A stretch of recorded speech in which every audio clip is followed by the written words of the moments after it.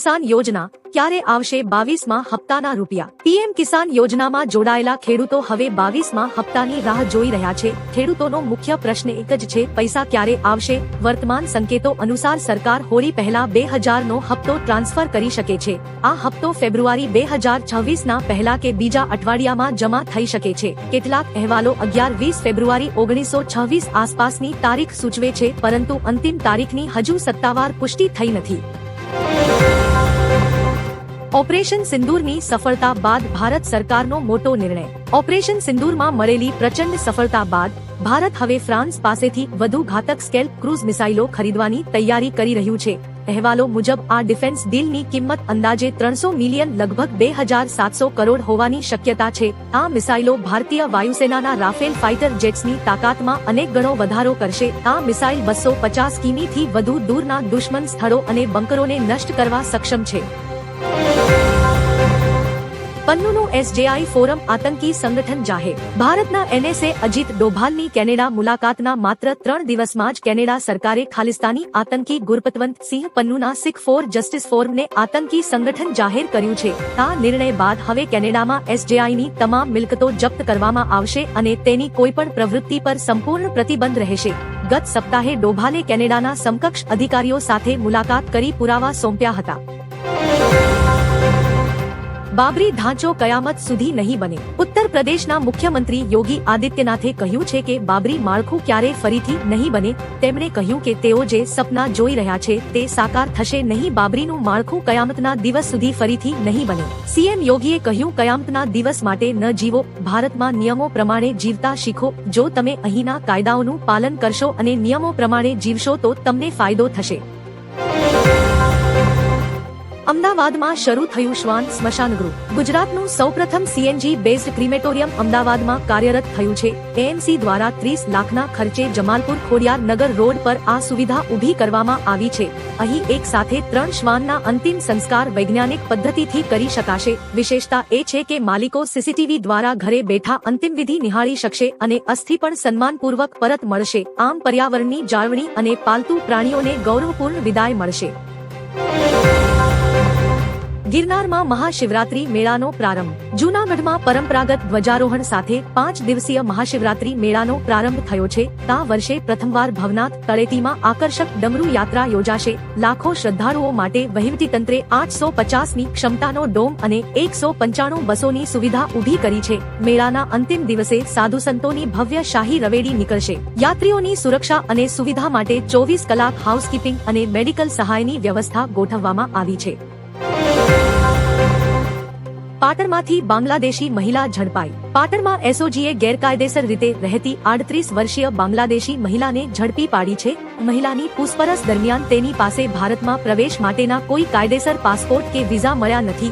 મહિલાએ કબૂલ્યું કે તે 2005માં બાંગ્લાદેશની બોનાપોલ બોર્ડરથી ગેરકાયદેસર રીતે ભારતમાં ઘૂસણખોરી કરીને આવી હતી. એસઓજીએ આ મામલે વધુ તપાસ શરૂ કરી છે અને મહિલા સામે યોગ્ય કાયદેસર કાર્યવાહી કરવામાં આવશે.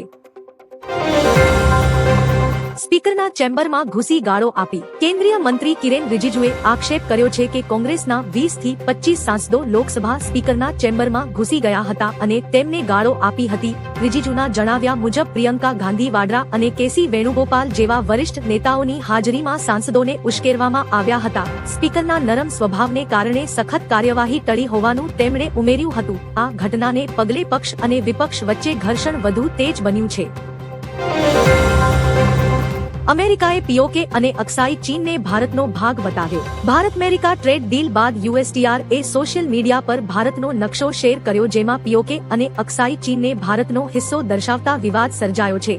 જો કે ટૂંક સમયમાં જ અમેરિકાએ આ પોસ્ટ હટાવી લેતા તર્ક વિતર્ક શરૂ થયા છે. આ ઘટના રાજદ્વારી ગણતરી ગણાય છે.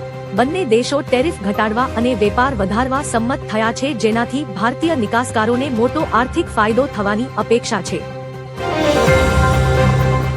રાજકોટ ચાંદી ચોરીનો મુખ્ય આરોપી ઝડપાયો. રાજકોટમાં 1.62 કરોડની 120 કિલો ચાંદીની ચોરીના કેસમાં અમદાવાદ ક્રાઇમ બ્રાન્ચે મુખ્ય આરોપી મંગુસિંહ રાઠોડની ધરપકડ કરી છે. તેની પાસેથી 30 કિલો દાગીના અને 10 કિલો ઓગાળેલી ચાંદી સહિત કુલ 40 કિલો મુદ્દામાલ જપ્ત કરાયો છે. રાજકોટ પોલીસે કાળા રંગની ક્રેટા કાર સાથે અન્ય 2 શખ્સોને સકંજામાં લીધા છે. આરોપીના ઘરેથી દાગીના ઓગાળવા માટેની ભઠ્ઠી પણ મળી આવી છે, જે પોલીસે કબજે કરી છે. એપ્સ્ટેઇનને લઈ રાહુલનો ધડાકો. રાહુલ ગાંધીએ ગૃહમાં કહ્યું, પીએમની આંખોમાં ડર દેખાય છે, જેના 2 કારણો છે. એક, એપ્સ્ટેઇન અને કેન્દ્રીય સંરક્ષણ બજેટ પર રોક લગાવનાર વ્યક્તિ, અને શ્રી અદાણી કોઈ સામાન્ય ઉદ્યોગપતિ નથી કે તેમની કંપની પણ સામાન્ય નથી. તેમની કંપની યુએસએમાં કેસનો સામનો કરી રહી છે અને તેનું નિશાન પીએમ છે. આ કંપની બીજેપીનું નાણાકીય માળખું છે. રાહુલે એપ્સ્ટેઇનની ચર્ચામાં અનિલ અંબાણી અને મંત્રી હરદીપ પુરીનું નામ લેતા હંગામો થયો. અમદાવાદને મળશે અમદાવાદ આઈ. અમદાવાદ મ્યુનિસિપલ કોર્પોરેશને વર્ષ 2026-27 માટે 18,500 કરોડનું બજેટ મંજૂર કર્યું છે. રિવરફ્રન્ટ પર લંડન આઈની તર્જ પર અમદાવાદ આઈ અને સાબરમતી નદીમાં 50 કરોડના ખર્ચે ફ્લોટિંગ સોલાર પેનલ્સ લગાવવાની નવીન જાહેરાત કરાઈ છે. ટ્રાફિક નિવારવા 1 બ્રિજ અને 3 અંડરપાસ બનશે. શહેરને ભિખારી મુક્ત બનાવવાની નેમ સાથે ચૂંટણીલક્ષી બજેટમાં સ્લોટર હાઉસની દરખાસ્ત ફગાવી અનેક સુવિધાઓ પર ભાર મુકાયો છે. બાળકો ગુમ થવાની ઘટના પર સુપ્રીમ કોર્ટ લાલઘૂમ. દેશમાં દર 8 મિનિટે એક બાળક ગુમ થવાની ઘટનાને સુપ્રીમ કોર્ટે ગંભીર ગણાવી છે. જસ્ટિસ નાગરત્નાની બેન્ચે કેન્દ્રને આ પાછળ કોઈ દેશવ્યાપી નેટવર્ક છે કે કેમ તેની તપાસ કરવા આદેશ આપ્યો છે. છેલ્લા 6 વર્ષના ડેટા એકઠા કરી રાજ્યો સાથે સંકલન સાધવા ગૃહ મંત્રાલયને સૂચના અપાઈ છે. ડેટા ન આપનાર રાજ્યોની ઝાટકણી કાઢતા કોર્ટે આ મામલે વિગતવાર રિપોર્ટ રજૂ કરવા તાકીદ કરી છે. ગુજરાતના લોકો માટે સૌથી મહત્વના સમાચાર. હવે રેશન કાર્ડની જગ્યાએ ડિજિટલ કાર્ડ અને અનાજ એટીએમથી વિતરણ શરૂ થશે. ગૃહમંત્રી અમિત શાહ 15 ફેબ્રુઆરીએ ગાંધીનગરના મહાત્મા મંદિર ખાતે આ પ્રોજેક્ટનો શુભારંભ કરશે. ગેરરીતિ રોકવા માટે આ પગલું લેવામાં આવ્યું છે. અમદાવાદના સાબરમતી વિસ્તારમાં પ્રથમ અનાજ એટીએમ શરૂ થશે. પુરવઠા વિભાગના અધિક મુખ્ય સચિવે જણાવ્યું કે વેન્ડિંગ મશીનમાંથી 1 કિલોના પેકમાં અનાજ મળશે. વેપાર કરાર અંગે વધુ એક સારા સમાચાર. ભારતને વેપાર કરાર અંગે વધુ એક સારા સમાચાર છે. અમેરિકાએ ભારત સાથેના વેપાર કરાર માટેની ફેક્ટશીટમાં સુધારો કર્યો છે. વ્હાઇટ હાઉસની ફેક્ટશીટ અનુસાર કઠોળને હવે વેપાર કરારની યાદીમાંથી દૂર કરવામાં આવ્યા છે. આનો અર્થ એ છે કે ભારતને હવે યુએસ કઠોળ પર ટેરિફ ઘટાડવાની જરૂર નથી. વધુમાં ફક્ત ઉર્જા, આઈસીટી, કોલસો અને અન્ય ઉત્પાદનોનો ઉલ્લેખ કરવામાં આવ્યો છે. આનો અર્થ એ છે કે કૃષિ ઉત્પાદનો ખરીદવા માટે કોઈ દબાણ નથી. જાપાનને મળ્યા પ્રથમ મહિલા વડાપ્રધાન.